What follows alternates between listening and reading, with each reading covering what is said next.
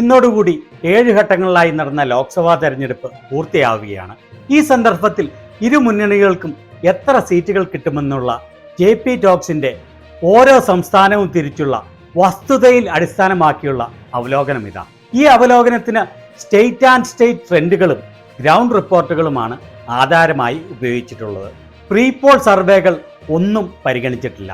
കാരണം അവയെല്ലാം വളരെ ബയസ്ഡും കഴിഞ്ഞ 2 മാസങ്ങളായി നടന്ന വലിയ മാറ്റങ്ങളും ഒന്നും ക്യാപ്ചർ ചെയ്യാത്തവയുമാണ്. വളരെയധികം സീറ്റുകളിൽ കടുത്ത പോരാട്ടമാണ് നടന്നത്. ആര് ജയിക്കും ആര് തോൽക്കുമെന്ന് പറയാനാകാത്ത അവസ്ഥയുള്ള വളരെയധികം സീറ്റുകൾ. ആദ്യം ഓരോ മുന്നണികൾക്കും സർക്കാർ രൂപീകരിക്കാനുള്ള സാധ്യത എത്രയാണെന്ന് നോക്കാം. NDA സർക്കാർ രൂപീകരിക്കാനുള്ള സാധ്യത 65%, ഇന്ത്യ മുന്നണി സർക്കാർ രൂപീകരിക്കാനുള്ള സാധ്യത 35%. അങ്ങനെ നോക്കുമ്പോൾ NDA അധികാരത്തിൽ വരാനാണ് സാധ്യത എന്ന് തോന്നുന്നു. പക്ഷേ സ്റ്റാറ്റിസ്റ്റിക്കൽ ആയി നോക്കുമ്പോൾ ഈ 35% എന്നത് വലിയ സംഖ്യ തന്നെയാണ്. അതെങ്ങനെയാണെന്നല്ലേ? സ്റ്റാറ്റിസ്റ്റിക്കലി 35% സാധ്യത എന്ന് പറഞ്ഞാൽ ഈ അവസ്ഥയിൽ ഇലക്ഷൻ 100 പ്രാവശ്യം നടന്നാൽ 35 പ്രാവശ്യം ഇന്ത്യ മുന്നണിയും 65 പ്രാവശ്യം NDA മുന്നണിയും വിജയിക്കും എന്നാണ്.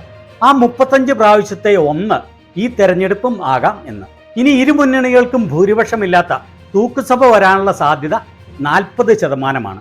അതായത് 2 മുന്നണികൾക്കും ഭൂരിപക്ഷത്തിന് ആവശ്യമായ 272 സീറ്റുകൾ ലഭിക്കാതിരിക്കാൻ 40% സാധ്യത. ഇനി ഓരോ സംസ്ഥാനങ്ങളിലും ഇരു മുന്നണികൾക്കും എത്ര സീറ്റുകൾ വീതമാണ് കിട്ടാൻ സാധ്യത എന്ന് നോക്കാം. 20 സീറ്റുകളുള്ള കേരളം, ഇന്ത്യ 20, NDA 0. 28 സീറ്റുകളുള്ള കർണാടകം, ഇന്ത്യ 14 മുതൽ 18 വരെ, NDA 10 മുതൽ 14 വരെ. 39 സീറ്റുകളുള്ള തമിഴ്നാട്, ഇന്ത്യ 39, NDA 0. ആന്ധ്രയിലെ 25 സീറ്റിൽ ഇന്ത്യ 0 മുതൽ 1 വരെ, NDA 11 മുതൽ 14 വരെ. മറ്റുള്ളവർ YSRCP 10 മുതൽ 14 വരെ. തെലങ്കാനയിലെ 17 സീറ്റിൽ ഇന്ത്യ 11 മുതൽ 13 വരെ, NDA 3 മുതൽ 5 വരെ, മറ്റുള്ളവർ 1 മുതൽ 2 വരെ. Pondicherry India 1, NDA 0. Lakshadweep India 1, NDA 0. അങ്ങനെ സൗത്ത് ഇന്ത്യയിലെ സീറ്റുകളിൽ ഇന്ത്യ മുന്നണിക്ക് 86 മുതൽ 93 വരെ, NDAക്ക് 25 മുതൽ 32 വരെ, മറ്റുള്ളവർക്ക് 11 മുതൽ 15 വരെ. സൗത്തിൽ NDAക്ക് ആകെ നേട്ടമുണ്ടാകുന്നത് ആന്ധ്രയിൽ മാത്രമാണ്. അതിന് കാരണം TDPയുമായി ഉണ്ടാക്കിയ അലയൻസ് മാത്രമാണ്. അതില്ലായിരുന്നുവെങ്കിൽ NDAയുടെ കാര്യം സൗത്ത് ഇന്ത്യയിൽ വളരെ പരിതാപകരമാകുമായിരുന്നു എന്ന് ഉറപ്പാണ്. NDA അധികാരത്തിൽ വന്നാൽ അതിനുള്ള ഏക കാരണവും ഈ അലയൻസ് മാത്രമാണ്. ഇനി മറ്റ് സ്റ്റേറ്റുകളിലെ നോക്കാം. ഈ ഇടങ്ങളിൽ നിന്ന് NDAക്ക് എന്തെങ്കിലും ചെറിയ നേട്ടം ഉണ്ടാകുവാൻ സാധ്യതയുള്ള ഏക സംസ്ഥാനം ഒഡീഷ മാത്രമാണ്. BJPക്ക് ഏറ്റവും കൂടുതൽ സീറ്റുകൾ നഷ്ടമാവുന്നത് മഹാരാഷ്ട്ര, ബീഹാർ, UP, രാജസ്ഥാൻ, ഹരിയാന, വെസ്റ്റ് ബംഗാൾ എന്നീ 6 സംസ്ഥാനങ്ങളിൽ നിന്നായിരിക്കും. മറ്റ് സ്ഥലങ്ങളിലും നഷ്ടം മാത്രമേ ഉണ്ടാവൂ. മഹാരാഷ്ട്രയിലെ 48 സീറ്റിൽ ഇന്ത്യ 27 മുതൽ 32 വരെ, NDA 16 മുതൽ 21 വരെ. ബീഹാറിലെ 40 സീറ്റിൽ ഇന്ത്യ 17 മുതൽ 21 വരെ, NDA 19 മുതൽ 23 വരെ. UPയിലെ 80 സീറ്റിൽ ഇന്ത്യ 21 മുതൽ 25 വരെ, NDA 52 മുതൽ 56 വരെ, മറ്റുള്ളവർ 1 മുതൽ 3 വരെ. 25 സീറ്റുകളുള്ള രാജസ്ഥാനിൽ ഇന്ത്യ 5 മുതൽ 8 വരെ, NDA 17 മുതൽ 20 വരെ.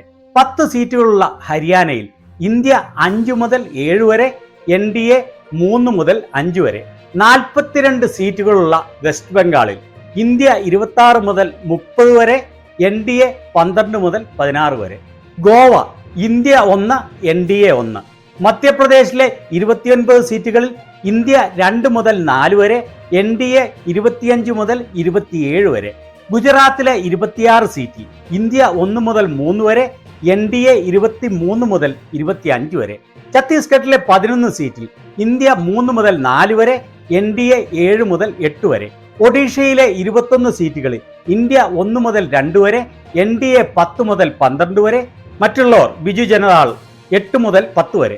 14 സീറ്റുള്ള ജാർഖണ്ഡിൽ ഇന്ത്യ 4 മുതൽ 6 വരെ, NDA 8 മുതൽ 10 വരെ. ഉത്തരാഖണ്ഡിലെ 5 സീറ്റിൽ ഇന്ത്യ 0 മുതൽ 1 വരെ, NDA 4 മുതൽ 5 വരെ. ഡൽഹിയിലെ 7 സീറ്റിൽ ഇന്ത്യ 2 മുതൽ 4 വരെ, NDA 3 മുതൽ 5 വരെ. ചണ്ഡീഗഡിൽ ഇന്ത്യ 0 മുതൽ 1 വരെ, NDA 0 മുതൽ 1 വരെ. 13 സീറ്റുകളുള്ള പഞ്ചാബിൽ ഇന്ത്യ 11 മുതൽ 12 വരെ, NDA 0 മുതൽ 1 വരെ, മറ്റുള്ളവർ 1 മുതൽ 2 വരെ. ഹിമാചലിലെ 4 സീറ്റിൽ ഇന്ത്യ 1 മുതൽ 2 വരെ, NDA 2 മുതൽ 3 വരെ. ജമ്മു കാശ്മീർ, ലഡാക്ക് എന്നിവിടങ്ങളിലെ 6 സീറ്റിൽ ഇന്ത്യ 4 മുതൽ 5 വരെ, NDA 1 മുതൽ 2 വരെ. മേഘാലയയിലെ 2 സീറ്റിൽ ഇന്ത്യ 0 മുതൽ 1 വരെ, NDA 1 മുതൽ 2 വരെ. 14 സീറ്റുകളുള്ള ആസാമിൽ ഇന്ത്യ 3 മുതൽ 5 വരെ, NDA 7 മുതൽ 8 വരെ, മറ്റുള്ളവർ 1 മുതൽ 2 വരെ. മണിപ്പൂരിലെ 2 സീറ്റിൽ ഇന്ത്യ 1 മുതൽ 2 വരെ, NDA 0 മുതൽ 1 വരെ. ത്രിപുരയിലെ 2 സീറ്റിൽ ഇന്ത്യ 0, NDA 2. പിന്നെ മറ്റുള്ള ചെറിയ സ്ഥലങ്ങളിലെ 8 സീറ്റുകളിൽ അരുണാചൽ, മിസോറാം, നാഗാലാൻഡ് എന്നിവയുൾപ്പെടെയുള്ള സ്ഥലങ്ങളിൽ ഇന്ത്യ 2, NDA 3, മറ്റുള്ളവർ 3. അങ്ങനെ മൊത്തം 543 സീറ്റുകളിൽ ഇന്ത്യ മുന്നണിക്ക് 223 മുതൽ 271 വരെ, NDAക്ക് 241 മുതൽ 286 വരെ. മുൻപ് പറഞ്ഞതുപോലെ വളരെയധികം സീറ്റുകളിൽ കടുത്ത പോരാട്ടമാണ് നടക്കുന്നത്. അതിനാലാണ് ഈ റാങ്കിൽ ഇത്ര അന്തരം. കടുത്ത മത്സരം നടക്കുന്ന സീറ്റുകളിൽ ഭൂരിഭാഗവും ഇന്ത്യ മുന്നണിക്ക് വിജയിക്കാനായാൽ 272 എന്നുള്ള മാന്ത്രിക സംഖ്യ ഇന്ത്യ മുന്നണി കടക്കാനുള്ള സാധ്യതയുണ്ട്. മറിച്ച് അവിടെ NDAക്കാണ് വിജയമെങ്കിൽ NDA അധികാരത്തിലെത്താനോ അല്ലെങ്കിൽ തൂക്കുസഭയ്ക്കോ ഉള്ള സാധ്യതയാണ് കൂടുതൽ. ഏതായാലും 4-ാം തീയതിയോടെ കൃത്യമായ ഫലം അറിയാനാവും.